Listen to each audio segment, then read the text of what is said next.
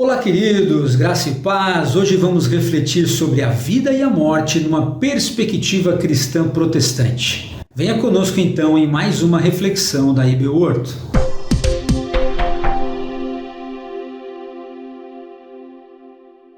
Bom, semana passada comemorou-se o Finados aqui no Brasil. O feriado nacional, na verdade, é recente, mas a tradição católica já vem de décadas, né? Outros países também comemoram datas em celebração, em lembrança aos que já morreram. Talvez a mais famosa fique no México, onde há dias de festas, oferendas e músicas. Eles acreditam então que neste dia os mortos virão visitar os vivos. Agora, o que a Bíblia fala sobre a morte, gente? Nós vamos ver lá no começo do relato de Gênesis que a morte é uma consequência da desobediência do homem e da mulher, tornando-se, a partir daí, então, o seu grande inimigo.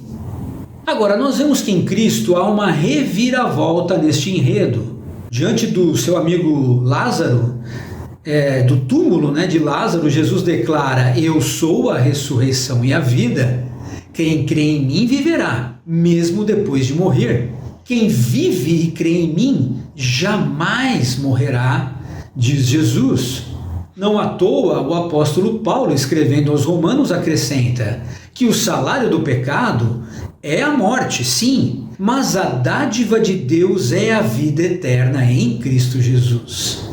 Entendemos então que a morte ela entrou no mundo por causa do primeiro Adão, mas a vida veio ao mundo por meio do segundo Adão, que é Cristo. Agora então todo aquele que crê e recebe Jesus como seu Senhor e Salvador passa da morte para a vida eterna, pois a vida está na pessoa dele e em nosso relacionamento com ele. Muito bem, mas isso não é tudo, ainda há um segundo aspecto que eu queria abordar com vocês sobre esta temática. No Evangelho de Lucas, o próprio Jesus faz uma declaração contundente. E ele diz assim: olha, se alguém quer ser o meu seguidor, negue-se a si mesmo. Tome diariamente a sua cruz e siga-me.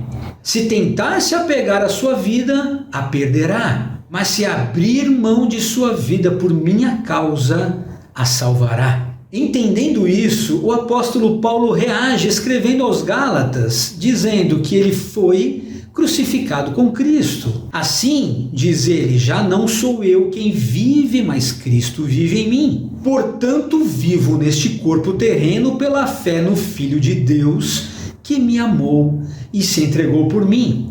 Bom, percebemos então que neste segundo aspecto, uma fé sincera em Cristo nos leva a ser um discípulo radical, aonde as nossas paixões, sonhos e decisões ficam submetidos à vontade dele. E dessa forma, recebemos a vida eterna já nesta vida terrena. Isso é uma excelente notícia, é fantástico. Porém, isso parece talvez um grande paradoxo. Jesus está pedindo para que eu morra voluntariamente para que então eu viva com ele? Sim, nós entendemos certo. O cristianismo exige de nós renúncia total para então entrarmos na eternidade com Deus. Isso tudo então nos leva a encarar a vida com mais esperança e segurança, pois nós não tememos mais a morte e ela não tem mais qualquer impacto sobre o nosso destino. Já temos uma mente que enxerga o mundo vindouro, ainda que não plenamente. Nós também não visitamos túmulos vazios. Bom, pois nossos amados não estão mais naquele buraco, mas sim ao lado do Pai eterno.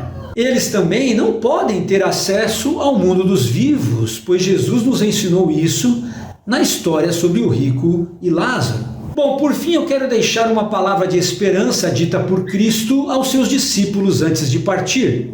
E ele diz: não deixem que seu coração fique aflito, creiam em Deus e creiam também em mim. Na casa de meu pai há muitas moradas, se não fosse assim eu lhes teria dito, vou preparar lugar para vocês e quando tudo estiver pronto, virei buscá-los, para que estejam sempre comigo onde eu estiver. Eu termino então indicando 2 livros para vocês. O primeiro é O Discípulo Radical, de John Stott, e o segundo é Discipulado, de Dietrich Bonhoeffer. Eu aproveito também, gente, para saudar os vivos salvos que ainda estão conosco e também os que já partiram, que também estão vivos e salvos. Todos, os vivos e os mortos que creem em Jesus, celebram a vida eterna ao lado do Pai.